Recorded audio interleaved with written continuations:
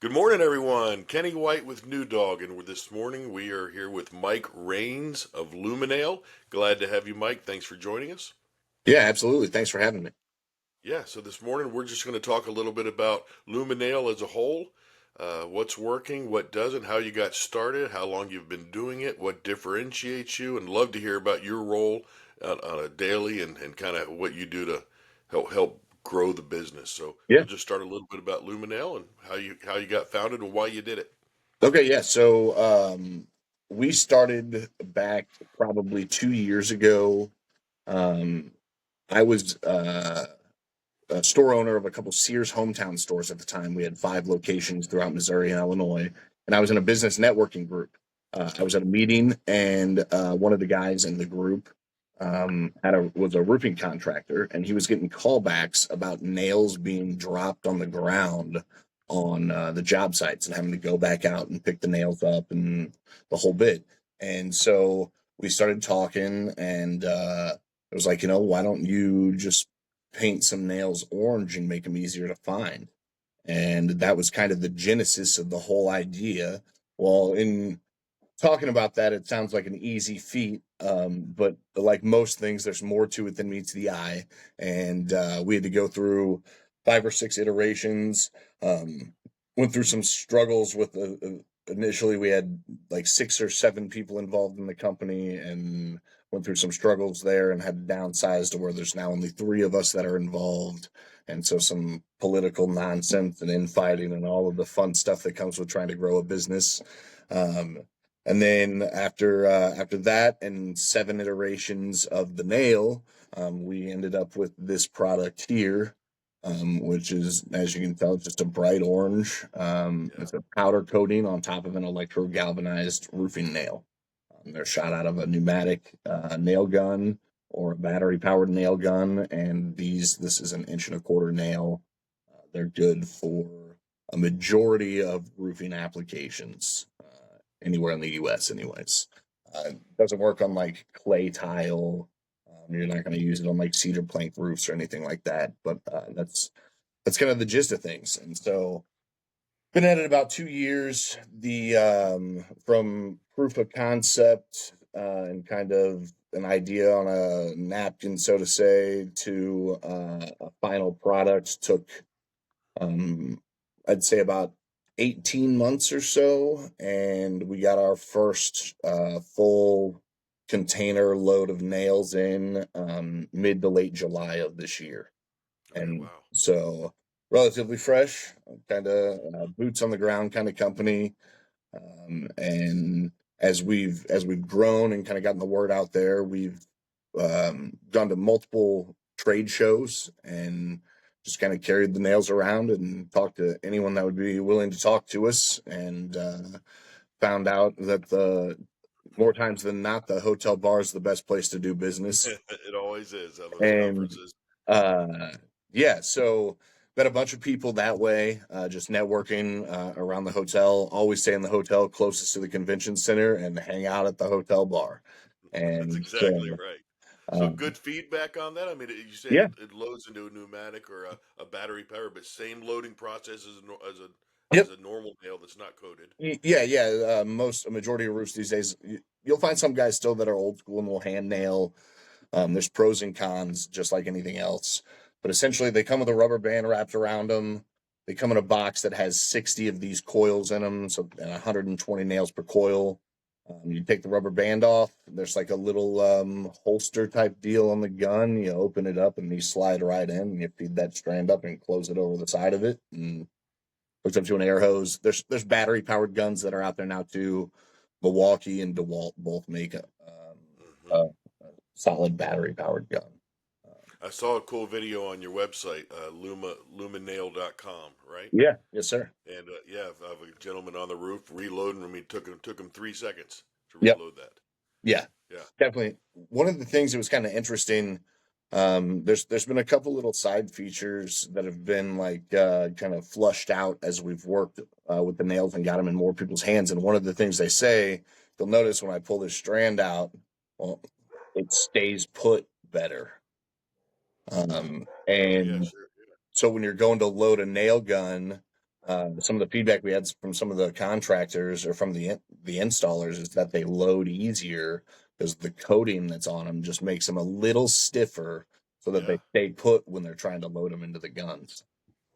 Huh. That's pretty cool. Yeah. So trade shows, that's a marketing tactic. What other marketing tactics do you guys do? Are you So we're kind of old school relationship building, kind of guerrilla marketing type deal. The trade shows has been a big thing. We get the word out there. There's a gentleman named Drew Itmeyer or Andrew Itmeyer, and his dad owns a one of the largest roofing companies in the state of Tennessee. I would say that's privately owned, and Andrew is an excellent social media marketer. He has 20,000 plus, and he's going to hate on me for this when he sees this, but he's got a lot of followers, and it's a niche set of followers. They're all in the roofing industry.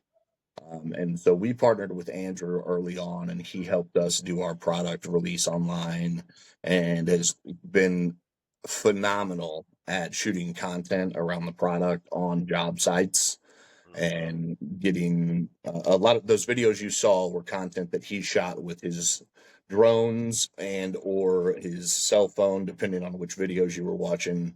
And so the combination of making these in-person appearances places and meeting people with the social media marketing, and then I personally have reached out to everyone who has filled out the lead form on our website, Mm-hmm. and so just having those conversations with people, and that's what I mean when I say we're kind of like old school, is Yeah. there's me and two other guys, and we are literally calling or emailing or texting every single lead that comes through. There's no, there's the AI side of things, and I understand that's kind of what you're leaning towards, but Yeah. there's it can't replace the personal touch. And with what we're trying to do, we have to have that personal touch right now. Mm-hmm. And so that's kind of the approach we're taking is um, do all the hard things right now, and we'll worry about streamlining later and kind of Mm-hmm. automating the process and using those tools. Kind of just build your bread and butter right now, and I'm with you, old school. I'm still a door to door guy. I'll go Yeah, to yeah, a building, look at the kiosk, and write down what suite numbers I want to hit, and knock knock. yeah, You know, yeah, yeah. And so it's yeah. Go ahead. that no that and so that's been the biggest part of it. And then as the sales have started to come, I've even gone another step, and we'll rent a box truck and load the nails in the back of the box truck, and I'll go hit 5 or 6 states and drop off nails everywhere and meet the people, check out their operation, shake their hands, shoot a couple pictures for Instagram or whatever to keep the content going, and just trying to get it out there in front of people, and like I said, make those connections and build those relationships. Yeah, that's super important. So it sounds like your big thing right now is sales. Yeah, That's your absolutely. role. Mm-hmm. That is, yeah, among other things, just like anything else. But that's the big piece of the pie that I'm dealing with right now. Is we're in that phase where we got our first container in. We've almost sold through all of that product already. I maybe have Wow. 5 pallets left of the 41 that came in July, and so working on that. And then I also help with the securing new manufacturing partnerships and Mm-hmm. the shipping and logistics side of that also. Yeah, the fun part. Oh yeah, let me tell you. Where are you bringing the product in from? So we have manufactured the first container we got in from China. Yeah. Um, it was a tragedy. It was a great deal, and it was on the water, and then tariffs hit the roof, and we Oh. panicked. And so the margins on the first container weren't the best, but Mm-hmm. we're fighting through it, and still think we got a good product. We've got a lot of good traction, and the second container is going to be coming from Turkey, actually. But we've got samples and are working on relationships with two different manufacturers out of India and a manufacturer out of South Korea. Mm-hmm. Yeah, And yeah. It's all yeah, about quality, where they're getting their a substrate hundred for the percent. product. Yeah, and quality's Everyone likes to. I'm gonna get hate for this one way or another, but everyone likes to dog on Chinese manufacturing. But they also have came a long way from what Hmm. they were 10 years ago, and were light years away from what they were 20 years ago when it comes to quality. Um, I've seen some samples and some products. I consulted with a couple different people and asked, or confided in, I should say, and asked a couple different people that are in the import world that I know import stuff from China. And some of the stuff that they're bringing in is better quality than they were getting from some other countries. And so, all politics aside, everything aside, just raw facts. I was impressed with some of the stuff that I saw coming from China. You're exactly right. And for a while there, China was known for just cheap product coming out of there. You could get it cheap and land it here. But over the years, the world's gotten to be much almost a one unit kind of a place. So they've got to be able to compete. And if they're shipping poor quality products around the world, no one's going to buy. So Yeah, they've got to go higher quality in order to compete. yeah. And so that was a big thing seeing that, and then they were good to work with as well. It was all streamlined and everything went smoothly. Just the tariff situation, but it's one of those things that happens to everybody. So you know, timing is everything, and things like that. Yeah. Oh, that it's frustrating though, isn't it? But that should be hopefully getting better sooner than later if you find the right yeah, supplier in the right yeah. part of the world. And there's some things I've learned a lot about that as well, and that may be helpful to some of your listeners also. Is the on the import side of things, there's all kinds of different ways and categories and things that stuff is shipped in and uh, tariffed differently and so on, whether it's imported as a finished product or an unfinished product, if it's boxed ready to sell or if it's not final boxed. Like there's all these different terms, and it's a whole nother world that I was totally unaware of prior to, because I was not in the import business at all before. And It's so it's a beast. it was yeah, it was like opening Pandora's box when we started trying to, there's a whole new set of lingo and terms, and it's pretty unbelievable. Yeah, I'll send you some stuff that I've got on the different terms and lingos, explaining them all because I feel like I've got about 15 or maybe 15, 18 terms, Yeah. the little initials, right, the acronyms, and so I've got them all. I'll send that to you. Yeah, that'd be great. I'll take any help I can get. Yeah, without a doubt.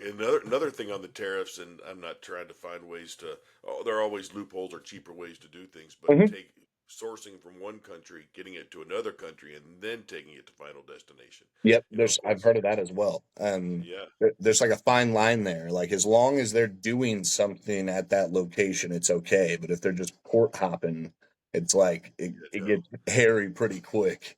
yeah, that's Uh, exactly right. Yeah, for sure. Like, well, for example, what we were doing from the beginning is we were able to get better boxes here, and that was one of the big things. Is the boxes on some of the first samples we got in, the boxes were terrible.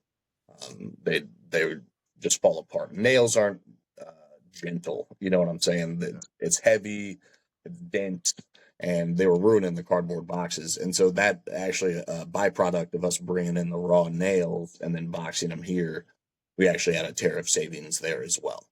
Oh, Um, that's good to know because yeah, each box is what 30 pounds, a little correct. over 30 pounds. Yep, Yeah, yep. yeah, those are heavy boxes, so you've got to have some durability, especially shipping overseas.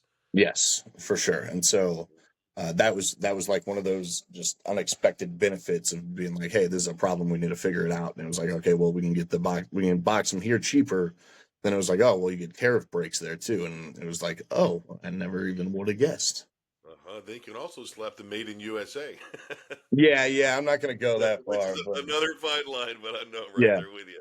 I see Initially, that. kind of back to the our company. Initially, we had tried to be 100% made in the U.S., but the product, the sell through price on them would have been way too high. Um, we would have been going to market trying to sell them retail for $125 to $150 a box. I realize people pay that and more for stainless steel nails, but these don't outperform stainless steel nails. They're easier to find, and there are added benefits above and beyond a stainless nail. But they, I just didn't think it would have gone over very well. So we'd, Yeah. change the strategy. Our proof of concept and our original boxes were all made in the U.S. 100%. U.S. steel, U.S. nails, manufactured in Arkansas, Okay. actually. All right. And one of the three major nail manufacturers that's still left in the U.S. is out of Arkansas, just outside of Fayetteville. And they did our main proof of concept for us, and then we had them powder coated in the U.S. with a company that makes the powder here too. So is that the long-term goal is to bring all production or manufacturing If it's to the U.S.? possible, yes. We're just going to have to continue to revisit it, and it's kind of a volume problem, right? If we don't have the volume to push out, it makes it hard to buy the quantity of material to get the cost of the nail down. And Mm-hmm. something else is AI and automation and everything else. Nails, our coating on the nails is the first innovation in roofing nails since the early 1950s. Um, the Wow. last innovation was putting them in a coil like this to be shot out of a pneumatic gun. And so nails have been considered a commodity for a long time. And the way nails are made has only slightly been improved. When you compare the process of how a nail is made and how much that process has improved side by side with how much technology has improved since the inception of coil roofing nails and putting them in a coil, Mm-hmm. um, the process hasn't kept up with the technology, and obviously there's a risk reward factor there, and the cost of it all, and so on and so forth.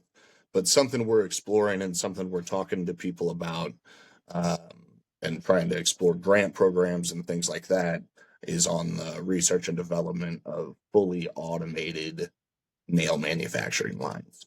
Mm-hmm. Um, Would you be set something like that up yourself and maybe manufacture like for yeah, different colors, different yeah, substrates, and yeah. all So that we fun actually stuff? have. I don't have any sitting here in the office with me right now. Um, we actually have.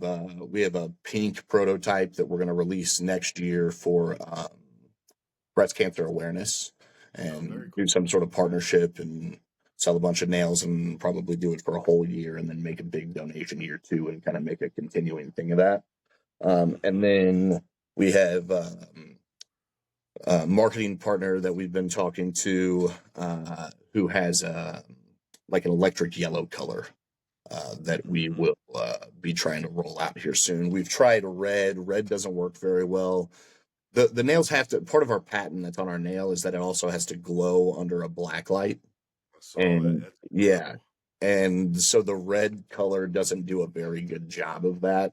We want it to be both fluorescent and bright during the day, but also glows under a black light. And so white is another color we've talked about doing, some sort of a blue color, maybe like a lighter blue.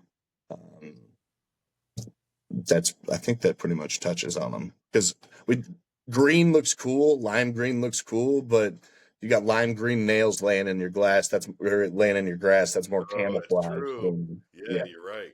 I didn't see a video on your website with the black light making them glow. Is that on there? Did I miss that? Yes, there's maybe not on the website itself, but definitely on our social media channels. So like on Instagram or Facebook. I know on Okay. Instagram there's some videos of them glowing under black light. All right, I'm gonna have to check that out because I thought that was super interesting. Yeah, I mean I could turn the lights off real quick and show you if you want. Yeah, let's do it. Can we do Yeah, it? yeah. Yeah.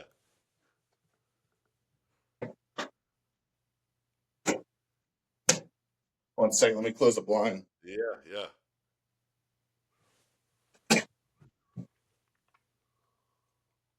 So you can kind of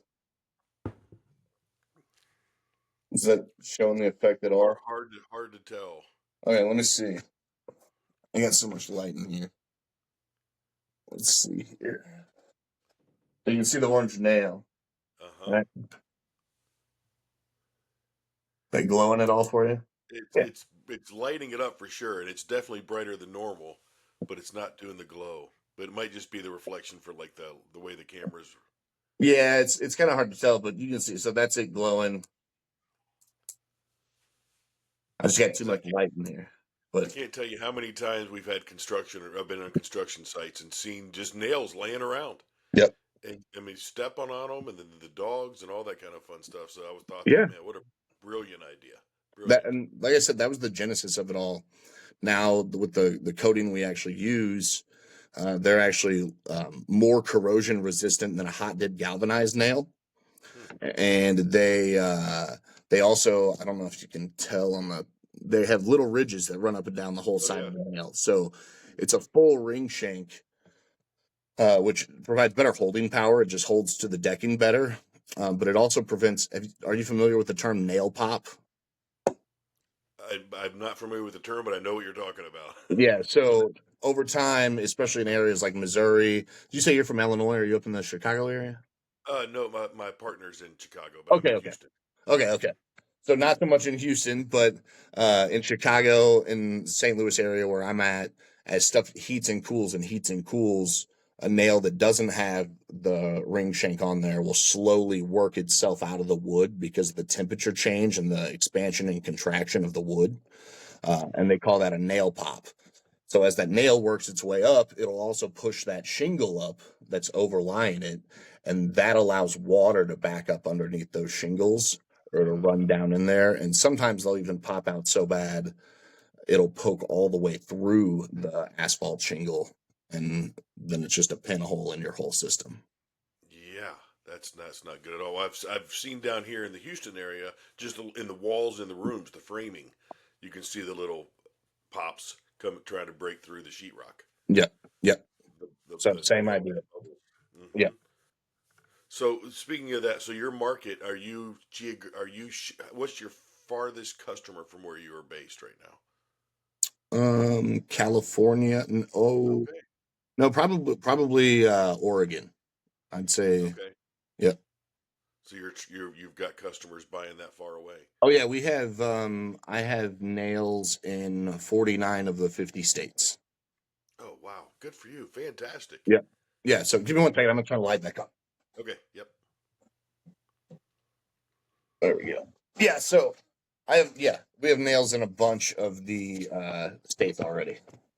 Yeah, that's fantastic. So are you handling the shipping and order? Like, what's your biggest headache? Obviously, finding customers is a big deal, but with the shipping and logistics, how do you keep all that organized? So I have just a system since it's me, and then we have there's two other guys, and we have a shared spreadsheet, just a Google spreadsheet. Yeah. And as leads come in, at first we were going to pay for some software and some different things like that. Most of those softwares you can upload spreadsheets into no problem. And so we just started with it simple. And so there's a tab for every state.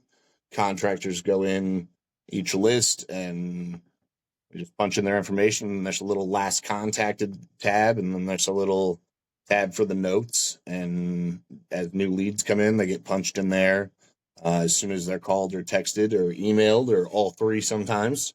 Yeah, And that's pretty much it. And basically, if I get a fresh lead in, I'm sitting here, I punch it right into the spreadsheet um, as I'm on the phone with them or as I'm calling them.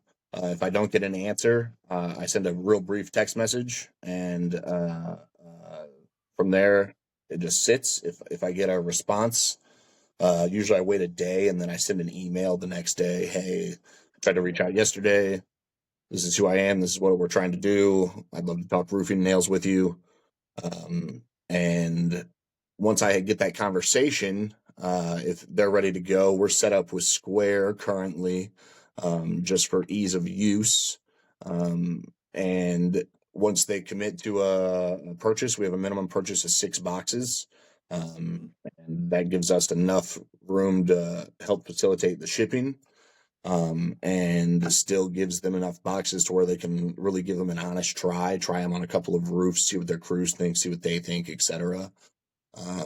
And then if they're committed to six boxes, I send them an invoice via Square.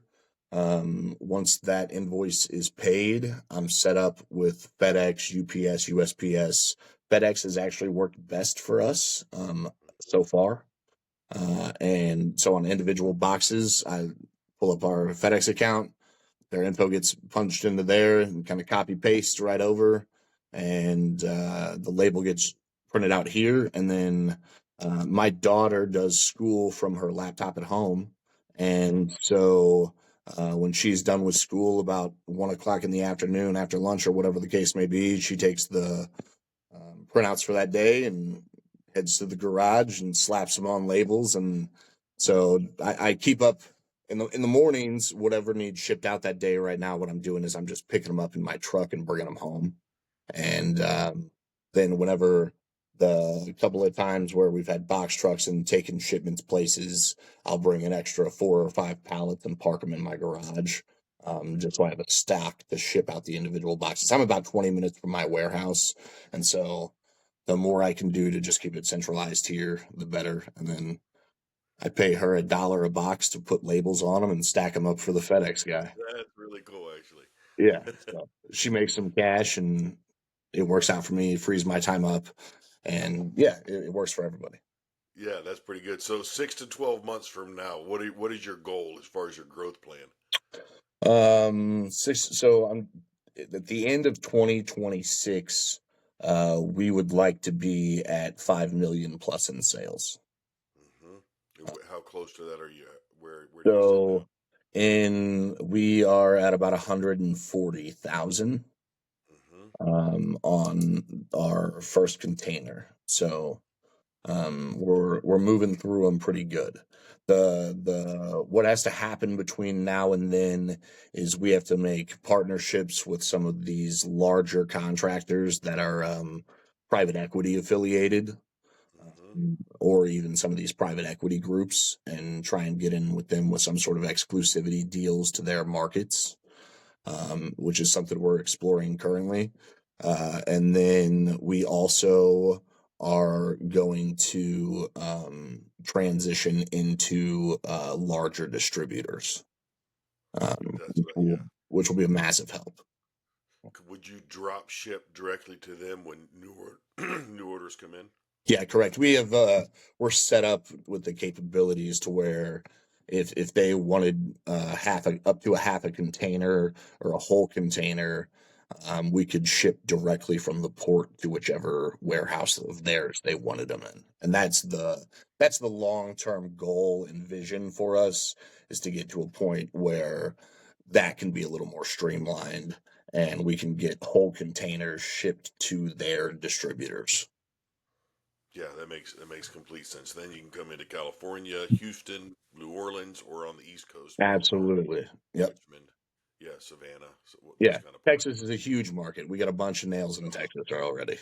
Yeah, I bet you do. In Houston, is Houston a big market for you? Yeah, oh, yeah. Houston, Dallas, Fort Worth, I'd say is probably the biggest just because they're like right in that path.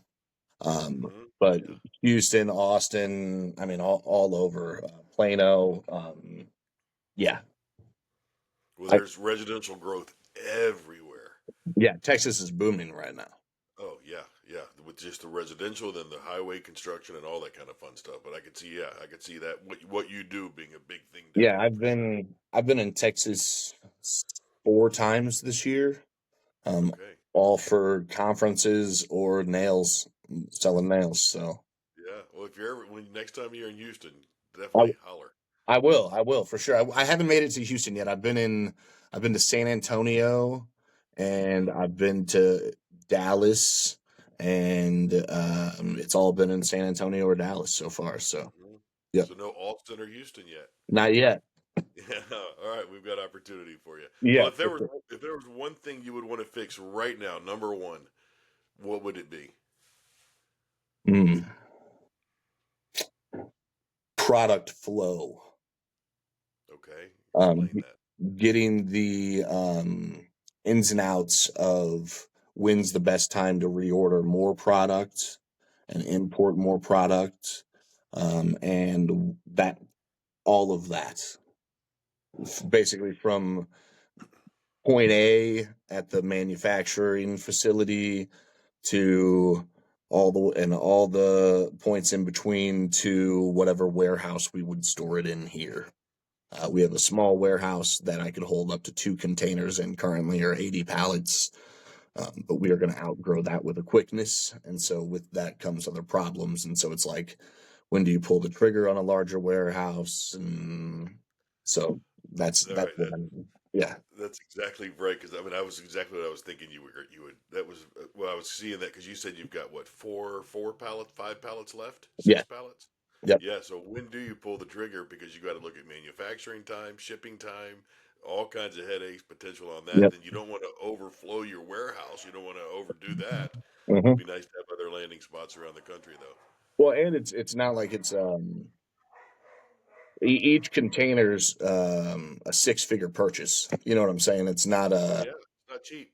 no, and the whether you buy a whole container or a half a container, the shipping cost is about the same. So then it's like you almost have to pull the trigger on a whole container. And Exactly right. so yeah, it's a challenge, but we're getting there. Like I always tell people I'm riding the edge of overwhelmed and excited. And so the leads keep coming in. We keep getting solid feedback. The guys, there's been a solid progression where I was sending nails out for free in these little 6-pack samplers, I call them. They're in the padded mailers that you get from USPS Oh yeah. and throw 6 coils in, and I'd send them out to people. And we were sending a bunch of those out for free at first, and then people were buying, the 6 box minimum, and a lot of those people are coming back now and purchasing pallets.